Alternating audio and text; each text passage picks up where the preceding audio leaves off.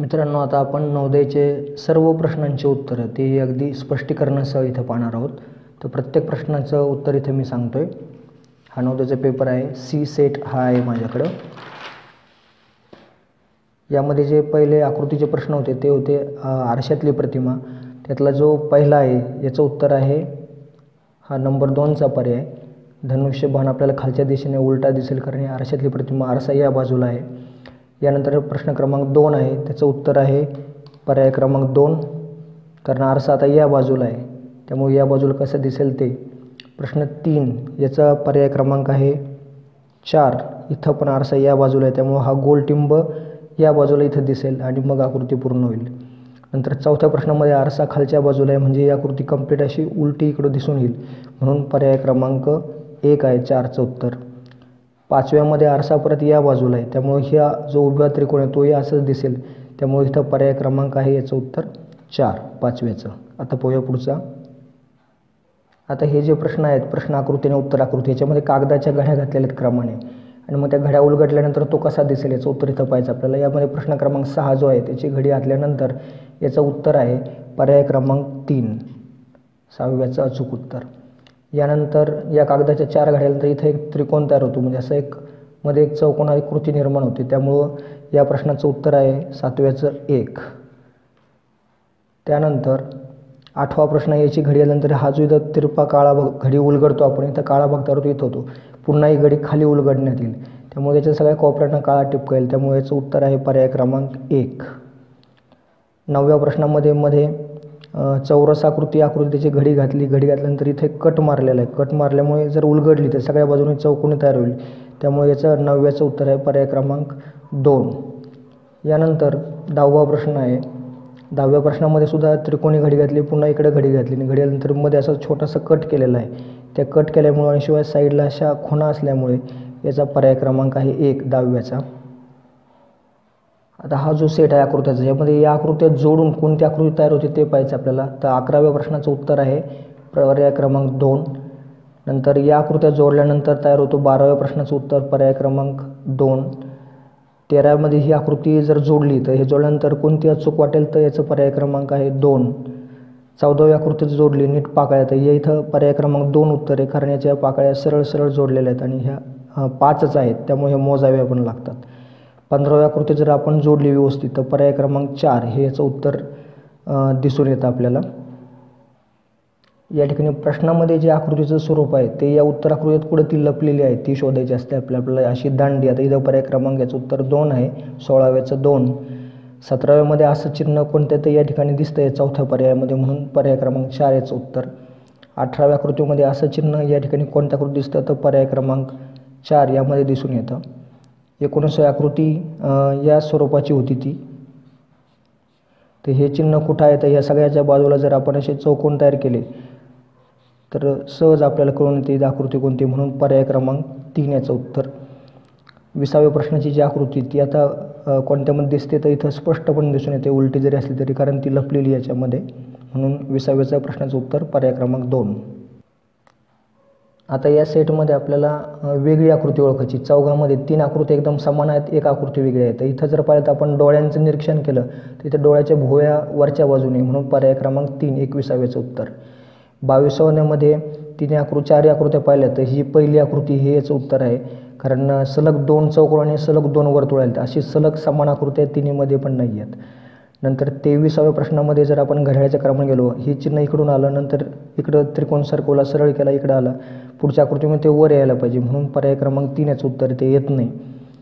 नंतर 24व्या आकृतीमध्ये काटकोनासारखा बाण आहे हा इकडं केला तर हे परत काटकोन तयार होतो इथंही काटकोन तयार होतो परंतु या कोणाचं जर पाहिलं आपण तर हा काटकोन नाही होत त्यामुळे पर्याय क्रमांक 3 24चं उत्तर. या आकृतीमध्ये इथं 2 समान भाग आहेत इथं 2 समान भाग आहेत इथं पण 2 समान भाग आहे परंतु ही आकृती मात्र समान 2 भागाची नाही त्यामुळे याचं उत्तर 3 25चं 3. आता यामध्ये आपल्याला या सेटमध्ये असं पाहायचं की याच्यासारखी दिसणारी समान हुबेहूब आकृती या बाजू शोधायची. तर या 26व्याची सेम दिसणारी आकृती आहे पर्याय क्रमांक 1 इथं फक्त निरीक्षण करायचं आहे.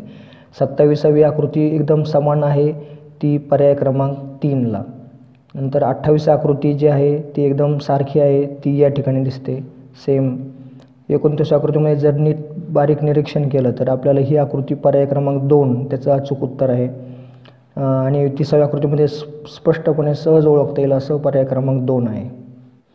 या सेटमध्ये आपल्याला प्रश्न आकृतीमधले काही भाग कट केलेत. त्यातला कट केलेला भाग ऑप्शनमध्ये दिला आहे आणि तो कुठला भाग अचूक त्या आकृतीला बसतो तो इथं शोधायचा आहे. आता 31व्या प्रश्नामध्ये हा जो भाग आहे तो इकडचा हा जसा त्रिकोण आहे तसा इथं एक त्रिकोण पाहिजे, तर तो त्रिकोण इथं मॅच होणार आहे पर्याय क्रमांक 3. 32 आकृतीमध्ये इथं एक आकृती असायला पाहिजे आणि म्हणून याचं उत्तर आहे पर्याय क्रमांक 2, कारण ही इथं चौकोन पूर्ण करते. तर पर्याय क्रमांक 2 याचं उत्तर आहे, कारण काटकोन इथं स्पष्ट दिसतोय आपल्याला. 33व्यामध्ये या 3 आकृत्या इथं आकृतीने म्हणजे सेम अशी डिझाईन असलेली आकृती पर्याय क्रमांक 4 मध्ये आहे. 34वी आकृती हे 3 डिझाईन आहे, सेम डिझाईन असणारी आकृती, इथं चौकोन पाहिजे आणि साईडला अशी आहे, त्याचं उत्तर आहे पर्याय क्रमांक 1. 35व्या आकृतीमध्ये असंच या तिन्ही बाजू दिल्यात याप्रमाणे डिझाईन असणारी पर्याय क्रमांक आहे 4. ह्या बाजूने आणि ह्या बाजूने मध्ये 0 आलेलं आहे त्याचा. या सेटमध्ये आपल्याला क्रमाने येणाऱ्या आकृत्या ओळखायच्या असतात, घड्याळाच्या क्रमाने किंवा पुढं होणाऱ्या टप्प्याने. जसं आता हा बाण इकडून आहे, हा इकडून आहे, हा इकडून आहे, म्हणजे खाली दिशा असणारा बाण पाहिजे म्हणून पर्याय क्रमांक 4, 136चं उत्तर. 34मध्ये इथं 1 टिंब, इथं 2 झाली, इथं 3 झाली, इथं 4 टिंब असणारी आकृती पर्याय क्रमांक 4 आणि ते या प्रकारे. या ठिकाणी खाली 5 रेषा आहेत, नंतर 4 झाल्या, नंतर 3 झाल्या, म्हणजे अशा 2 असतील आणि वर 1 2 3 म्हणजे वर 4 असतील, म्हणून याचं उत्तर आहे पर्याय क्रमांक 4. नंतर या ठिकाणी 39वी आकृती हा चौकोन असे सरकत आले, हा टिंब इथं आहे, बाहेर टिंब आला, इथं गेल्यानंतर तो आत होईल आणि खाली या कोपऱ्यात असताना तो बाहेर होईल, म्हणून पर्याय क्रमांक 2 आहे. नंतर इथं 2 बॉक्स आहेत, हे आडवे केले, एक रेषा मारली, 3 बॉक्स आहे. आता इथं मग 3 बॉक्स पाहिजे, वर आडवी रेषा, त्यामुळे याचं उत्तर आहे 1. आता या सेटमध्ये पहिल्या दोघींचा जो संबंध आहे तो 3ऱ्या आणि 34चा असायला पाहिजे. आता इथं 2 रेषा, इथं 3 रेषा आहे, इथं पण चौकोन आहे 2 रेषांचं म्हणजे 3 रेषांचं, म्हणजे 41चं उत्तर 2. 42मध्ये हिचा संबंध असा आहे की इथं ह्या कोपऱ्यात आली, मग ही आकृती ह्या कोपऱ्यात आली, मग इथं आहे तर ही इकडच्या कोपऱ्यामध्ये येईल, म्हणून याचं उत्तर आहे पर्याय क्रमांक 3. 43मध्ये चौकोन आहे, आत चौकोन आहे, अशा रीतीने तो आत आला, तो बाहेर आला, इथं पण वर्तुळ आत येईल, त्रिकोण बाहेर येईल, म्हणून पर्याय क्रमांक 3. इथं सापशिडी आहे, ती खेळण्यासाठी डाईसचा वापर होतो, पतंग उडवण्यासाठी कशाचा वापर होतो तर दोऱ्याचा. नंतर इथं त्रिकोण आहे, त्याला उलटा केला आहे, ही आकृती उलटी होईल, म्हणून पर्याय क्रमांक 2. यामध्ये भूमिती आकृती दिल्यात, त्या कट अर्धवट दिल्यात, त्यांना पूर्ण करायचं आहे आपल्याला. तर इथं असा या प्रकारची आकृती होती, तर इथं याचा त्रिकोण पूर्ण करायचा बाकी होता, म्हणून याचं उत्तर आहे पर्याय क्रमांक 2. या ठिकाणी अशी खाच असलेली आकृती ती आहे पर्याय क्रमांक 4. इथं खाच छोटी दिसते, ती इथं बसते. नंतर 48व्या प्रश्नामध्ये ही 4 नंबरची आकृती यात बरोबर बसते. हा त्रिकोण थोडासा लघुकोणासारखा आहे, तर पर्याय क्रमांक 2 याचं उत्तर 49चं. आणि शेवटचा याचा प्रश्न 50 होता, याचं उत्तर ह्यामध्ये बसणारी खाच चौकोन पूर्ण करणारी आकृती पर्याय क्रमांक 1 आहे. आता आपण गणिताचे स्पष्टीकरण पाहूया. सेट सी मधला हा 51 नंबरचा प्रश्न, गणिताचा पहिला प्रश्न. ए ही बीच्या आधीची संख्या असेल तर ए वजा बी आणि बी वजा ए यांच्या किमती किती? म्हणजे त्याचा अर्थ ए ही संख्या बी पेक्षा लहान आहे, क्रमाने आली. जर हिला आपण 0 मांडलं, हिला 1 मांडलं तर आपण सहज हे करू शकतो, म्हणून ए वजा बी याचं उत्तर येतं -1 आणि बी वजा ए याचं उत्तर येतं 1, म्हणून पर्याय क्रमांक 1 याचं उत्तर आणि -1 आणि 1 हे याचं उत्तर आहेत. एका परीक्षेमध्ये जोसेफला अमितपेक्षा 8 गुण कमी पडले, कुमारला अमितपेक्षा 12 गुण जास्त आहेत, सगळ्यांना मिळून मिळालेले गुण एकूण 205 आहेत, म्हणून जोसेफचे गुण आपण x मानले. अमितचे गुण हे जोसेफपेक्षा 8ने जास्त आहे, म्हणजेच त्याला कमी आहेत, म्हणून x + 8. कुमारचे गुण x + 8 + 12 आहेत. ह्या सगळ्यांची बेरीज येते 3x + 28 = 205, एकूण गुणांची बेरीज. 28 इकडे गेले त्यामुळे 205, म्हणून 28 गेले 177, 3x होते, x राहिला, 3ने त्याचा भागाकार केला, उत्तर आलं 59, म्हणून या प्रश्नाचं उत्तर पर्याय क्रमांक आहे 3 आणि उत्तर आहे 59. नंतर शारदाने एक वही आणली 25 रुपये 50 पैशाला, पेन आणला 7.5 रुपयांना, 6 पेन्सिली आणल्या, प्रत्येक पेन्सिलची किंमत 1 रुपया 25 पैसे. तिने दुकानदाराला 50 रुपये दिले, दुकानदार परत किती देईल? एक वही 25-50ची वही, एक पेन आहे 7.5 रुपयांचा, 6 पेन्सिलीची किंमत 7.5 रुपये झाली, 6 × 125, ह्या सगळ्यांची बेरीज झाली 40 रुपये 50 पैसे. दुकानदाराला 50 रुपये दिले, उरलेली रक्कम 9 रुपये 50 पैसे, म्हणून याचा पर्याय क्रमांक आहे 1, उत्तर आहे 9 रुपये 50 पैसे. करंड्यांचं उदाहरण पाहूया. वारानुसार करंड्या दिल्यात. एक करंडीचा गोल म्हणजेच 20 करंड्या. सोमवारची एकूण करंड्याची संख्या झाली 100, मंगळवारची 160, बुधवारची 80, गुरुवारच्या 200, शुक्रवारच्या 80, ह्या सगळ्या करंट्याची एकूण बेरीज 620. तरीसुद्धा 200 करंट्या शिल्लक आहेत, म्हणजे एकूण करंट्या ज्या होत्या त्या होत्या 820, त्यात मिळवले आपण. म्हणून उत्तराचा पर्याय क्रमांक 3 आहे आणि उत्तर आहे 820. आता पुढचं गणित पाहूया. 55 क्रमांकाचं गणित. दोन संख्यांच्या लसावी व मसावीचा गुणाकार 384 आहे. जर त्यापैकी एक संख्या 24 असेल तर दुसरी संख्या असणार कोणती? तर लसावी गुणिले मसावी बरोबरच पहिली संख्या गुणिले दुसरी संख्या. तर लसावी आणि मसावी यांचा गुणाकार दिलेला आहे 384. पहिली संख्या आपण 24 घेतली आणि दुसरी संख्या y मांडली, म्हणजे 384 या सूत्रात टाकलं बरोबर 24 गुणिले y. 384 भागिले 24 बरोबर y, तर yचं उत्तर आलं 16. म्हणून उत्तराचा पर्याय क्रमांक आहे 4, उत्तर आहे 16. दुसरं गणित. दोन संख्यांची बेरीज 3,45,678 आहेत. जर एक संख्या दुसरीपेक्षा 16,016 ने मोठी असेल तर मोठी संख्या कोणती? लहान संख्येला x मानलं, मोठी संख्या म्हणून x अधिक 16,016. दोन्हींची बेरीज आली 34, 56, 78. तर या प्रकारे गणित सोडवल्यानंतर x ची किंमत आपल्याला मिळते 1,64,831. तर मोठी संख्या मग x अधिक 16,016 होती. म्हणून आपण ही आलेली किंमत याच्यामध्ये 16,016 मध्ये टाकली तर एकूण उत्तर आलं आपल्याला 180,847. म्हणून उत्तराचा पर्याय क्रमांक आहे 3 आणि उत्तर आहे 1,80,847. पुढचं गणित. खालीलपैकी कोणत्या संख्येला 18 ने भाग जातो? एक कसोटी असं सांगते की ज्या समसंख्येच्या बेरजेला 9 ने भाग जात असेल तर तिला 18 ने पूर्ण भाग जातो. मग आपल्याकडे जे पर्याय आहेत त्यातले 3 या समसंख्या आहेत, उरलेली समसंख्या नाही आहे. तर या सगळ्यांची बेरीज 24 आली, 9 ने भाग जात नाही. यांच्या बेरीज आली 30, याला 9 ने भाग जात नाही. यांची बेरीज 36 आहे, त्याला 9 ने भाग जातो, 4चा भाग बसतो. म्हणून उत्तराचा पर्याय क्रमांक आहे 4 आणि उत्तर आहे 6,66,666. पुढचं गणित. एका पेटीमध्ये 36 गोळ्या आहेत, असे 128 पेट्या आहेत. जर 4 गोळ्या कमी केल्या म्हणजे 32 पेट्या जर करायच्या असतील तर एकूण पेट्या किती लागतील? तर एकूण गोळ्या आहेत 36 गुणिले 128, 4,608 झाले. 4 ने कमी केल्या 32 गोळ्या टाकायच्या एका पेटीत, तर किती पेट्या लागतील? एकूण गोळ्यांची संख्या भागिले गोळ्यांची एकूण टोटल असलेल्या गोळ्या संख्या भागिले नवीन कमी केलेल्या गोळ्या एका पेटीतल्या. तर या 32 आहे, त्याचं उत्तर आलं 144. म्हणून उत्तर चा पर्याय क्रमांक आहे 2 आणि उत्तर आहे 124. आता पुढचं 59 क्रमांकाचं गणित.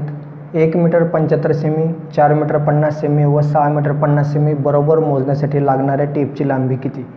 तर या सेंटीमीटरचे आपण 1 मीटर आणि सेंटीमीटरचे रूपांतर सेंटीमीटरमध्ये करून घेतलं. 1 मीटर 175 सेमी, याचा 450 सेमी, हे 750 सेमी. ह्या सगळ्यांचा मसावी काढला म्हणजे आपल्याला टेपची लांबी येते. तर मसावी काढण्यासाठी आपण इथं 5 ने सगळ्यांना भाग जातो म्हणून 35, 90, 130.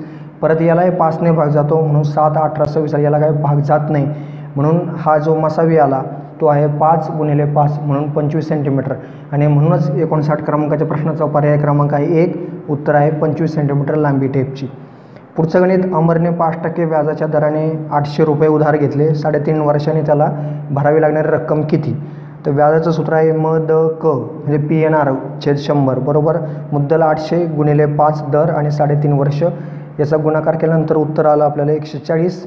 म्हणजेच भरावी लागणारी रक्कम त्याला घेतलेली मुद्दल आणि प्लस 140 म्हणजे असे 940 रुपये भरावे लागतील. म्हणून उत्तराचा पर्याय क्रमांक आहे 2, उत्तर आहे 940. पुढचं.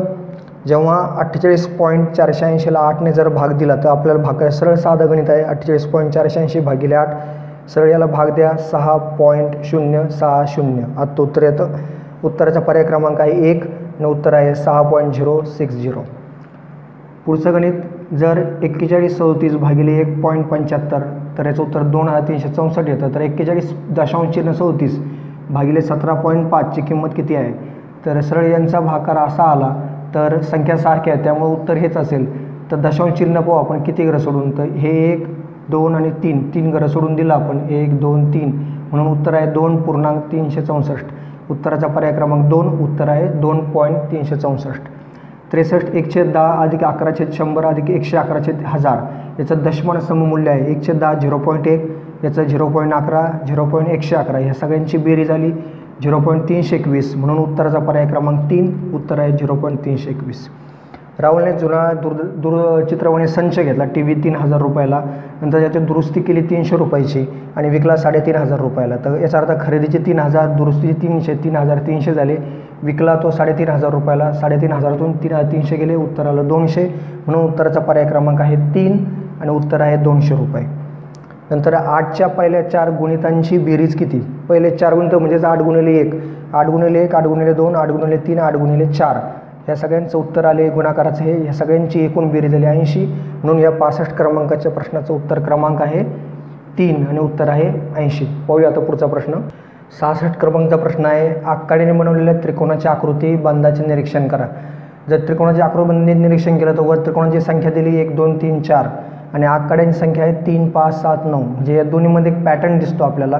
आणि अशा रीतीने 10व्या त्रिकोण बनवण्यासाठी किती काढा लागतात असं विचारलं आहे. तर 1 2 3 4 ही क्रमवार संख्या 10पर्यंत गेली तर 3 5 7 9 11 13 15 17 19 आणि 21 असा आपला क्रम यामध्ये पाहायला मिळतो. म्हणून उत्तराचा पर्याय क्रमांक आहे 3 आणि उत्तर आहे 21. पुढची संख्या, पुढचं गणित. एका संख्येमधून तिच्या अंकांची बेरीज वजा केली त्यातून मिळणाऱ्या संख्येला नेहमी भाग जाऊ शकतो. मग अशी संख्या जी असते तिला 9ने व 3ने विभाज्य असते म्हणजे भाग जातो. उदाहरणार्थ 77 ही संख्या घेतली, वजाबाकी केली 7 अधिक 7 63 उत्तर आलं. 9ने जातो, 3ने भाग जातो. 65 या संख्येचं जर क्रिया केली तर 54 उत्तर येतं. 9ने भाग जातो आणि 3ने जातो आणि म्हणूनच पर्यायामध्ये 9 आहे. आणि म्हणून या 67 क्रमांकाच्या प्रश्नाचं उत्तर आहे पर्याय क्रमांक 4. उत्तर आहे 9ने भाग जातो. जम्मू एक्सप्रेस जम्मूहून सकाळी 8:20ला निघते. दिल्लीला जायला 8 तास 35 मिनिट लागतात. जर तिला 25 मिनिटं उशीर झाला तर किती वेळ लागेल? तर सरळ बेरीज केली आपण. सकाळी 8:20ला निघते, 8 तास 35 मिनिटं तिला लागतात आणि जर उशीर झाला 25 मिनिटं, या सगळ्याची बेरीज येते 16 तास 80 मिनिटं. 80 मिनिट म्हणजे 60 मिनिट अधिक 20, 60 मिनिट म्हणजे 1 तास म्हणजे झाले 17 आणि 20 मिनिट. आणि जर 24 ताशी घड्याळाप्रमाणे 5 तास 20 मिनिट म्हणजेच 5 वाजून 20 मिनिटांनी संध्याकाळी ते दिल्लीला पोहोचेल. म्हणून उत्तराचा पर्याय क्रमांक आहे 3, 5 वाजून 20 मिनिटांनी. पुढचं गणित आहे क्षेत्रफळ काढायचं आहे आकृतीचं. आकृती समांतरभुज चौकोनाची आहे. आपण सेपरेट 2 प्रकारे क्षेत्रफळ काढू शकतो. समांतरभुज क्षेत्रफळ काढायचं असेल तर त्याचं सूत्र आहे समांतर बाजू गुणिले उंची यांची लांबी. समांतर बाजूची लांबी 16 आहे कारण ही 12 अधिक हे 4, दोन्हीकडे पण 12 आणि हे 4 आणि गुणिले यांची उंची. चारही बाजू चौरसमधला असल्यामुळे समान आहे त्यामुळे 12 आहे. याचं उत्तर आलं 192. जर सेपरेट काढलं आपण तर चौरसाचं क्षेत्रफळ बाजू वर्ग 12 गुणिले 12 144 आणि दोन्ही काटकोन त्रिकोण आहेत त्यामुळं 1/2 गुणिले 12 गुणिले 4 1/2 12 गुणिले 4 तर उत्तर येतं 24 आहे. या सगळ्याची बेरीज केली उत्तर आलं 192. म्हणून 69 क्रमांकाच्या प्रश्नाचं उत्तर आहे पर्याय क्रमांक 3, 192 चौरस सेंटीमीटर. तर पाहूया पुढचे गणित. 70 नंबरचं गणित आहे. एक आगगाडी ताशी 60 किलोमीटर वेगाने एका स्टेशनावरून 1:45 वाजता दुपारी सुटली. 165 किलोमीटर दूर असणाऱ्या स्टेशनवरती किती वाजता पोहोचेल? तिचा वेग आहे 60 किलोमीटर प्रति तास म्हणजेच ती एका किलोमीटरला 1 मिनिट घेते. 165 किलोमीटर जायचं आहे तर तिला लागणार 165 मिनटं लागणार. 165 मिनिटाचे आपण तास मिनटात रूपांतर केलं तर त्याचं 2 तास 45 मिनटं आणि तिला 1:45 वाजता दुपारी ती निघाली. मग हा वेळ त्यात जर मिळवला तर उत्तर येतं 3 तास 90 मिनटं म्हणजेच त्याचं रूपांतर होतं 4 तास 30 मिनटं म्हणजेच ती दुपारी 4:30 मिनिटांनी पोहोचेल. म्हणून उत्तराचा पर्याय क्रमांक आहे 3, दुपारी 4:30. पुढचं गणित. चौरसाची परिमिती जर त्याच्या क्षेत्रफळा इतकी असेल तर त्याची बाजू किती? तर बाजू आपण जर 4 सेंटीमीटर हा ऑप्शन निवडला तर 4ची परिमिती 4 गुणिले बाजूप्रमाणे 16 येते आणि चौरसाचं क्षेत्रफळ बाजू वर्ग 4चा वर्ग येतो 16 त्यामुळे उत्तर आहे 4 सेंटीमीटर. 72 क्रमांकाचं. एका फळाच्या दुकानात डझनाला 40 रुपये आहेत पण 5 रुपये एका केळीला आहेत तर या दराने ते विकतात. तर 99 केळीचे पैसे किती? तर 99 केळी म्हणजेच त्याचं डझन आले 8, 12 8 96 म्हणजे हे 96 केळी झाले प्लस हे 3 केळी झाले. मग डझनाचा भाव आहे 40 रुपये म्हणून 8 गुणिले 40 केळी 3 एक सिंगल केळी 5 रुपयाला म्हणून 3 गुणिले 5 320 अधिक 15 उत्तर आलं 335. पर्यायाचा क्रमांक 1, 335 रुपये. 12 पुरुष किंवा 15 बायका 24 दिवसात एक काम पूर्ण करू शकतात. तेच काम 8 पुरुष आणि 8 बायका किती दिवसात पूर्ण करतील? 12 पुरुष किंवा 15 बायका यांना 24 दिवस लागतात किंवा आहे इथं आणि 8 पुरुष आणि 8 बायका यांना किती वेळ लागू शकतो? आपण आता याचं बायकाच एका घटकात रूपांतर करून घेतलं तर सोपं जातं.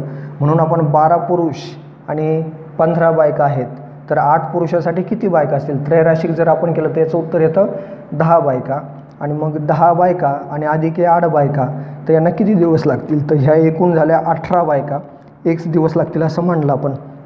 मग 15 बायकांना 24 दिवस लागतात तर 18 बायकांना एक दिवस लागतील. मग आपण याचं त्रैराशिक केलं, तिरकस गुणाकार केला तर 15 गुणिले 24 भागिले 18 याचं उत्तर येतं 20 दिवस. तर 20 दिवसात ते काम होईल. म्हणून या 73 क्रमांकाच्या प्रश्नाचं उत्तर आहे पर्याय क्रमांक 2 20 दिवस. तर शेवटचे 2 प्रश्न पाहूया. 74 क्रमांकाचा प्रश्न आहे सी मधला. संयुक्ताची एक विशिष्ट वर्षातील पहिल्या 5 महिन्यांची बचत अपूर्ण स्तंभालेखात दाखवली आहे. 5 महिन्यात तिने एकूण 950 रुपयाची बचत केली. फेब्रुवारी महिन्यात बचत केलेली रक्कम मार्च महिन्यात बचत केलेली रक्कम एवढीच होती. फेब्रुवारीत तिने मग किती रक्कम केली, म्हणजे फेब्रुवारी मार्चची रक्कम समान होती. एकूण बचत तिने केली 950 रुपये. जानेवारीची बचत, एप्रिलची बचत, मेची बचत या तिन्हींची बेरीज झाली 460 रुपये. एकूण बचत वजा 460 म्हणजे 490 रुपये उरले. याचा अर्थच हेच फेब्रुवारी मार्च या 2 महिन्याचे. मग आपण याला 2ने याचा भागाकार केला तर उत्तर आलं 245 रुपये एका महिन्याचे. म्हणजेच फेब्रुवारी महिन्यामध्ये तिने बचत केली 245 रुपये. म्हणून याचा पर्याय क्रमांक 1 245. पुढचं गणित 75चं. एका मत्स्य टाकी काठोकाठ भरल्यावर तिच्यात 45 लिटर पाणी मावते. जर तिच्यातून 2/5 इतके पाणी काढून टाकले तर ती 4/9 भरते. ती पुन्हा काठोकाठ भरण्यासाठी तिच्यात किती पाणी घालावे लागेल. थोडा कन्फ्यूज करतो हा प्रश्न मराठीमध्ये सुद्धा. याचं ट्रान्सलेशन पाहिलं तर फरक पडेल. याचा अर्थ तिची कॅपॅसिटी 45 लिटर आहे.